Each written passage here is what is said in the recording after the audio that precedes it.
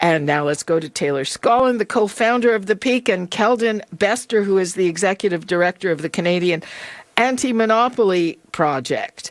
Welcome. Thanks for being with us. Hi, Libby.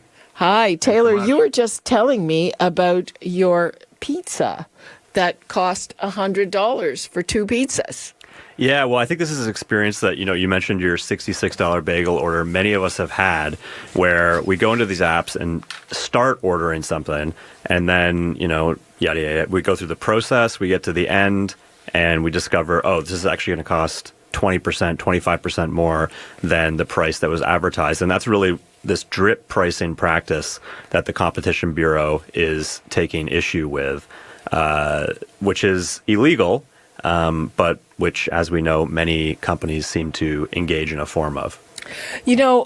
In my case, I actually checked it out first, but I didn't get to that point. We used to pick up, I have a certain brand of bagels that I like, and we used to pick them up not too far from the house, and they closed that location.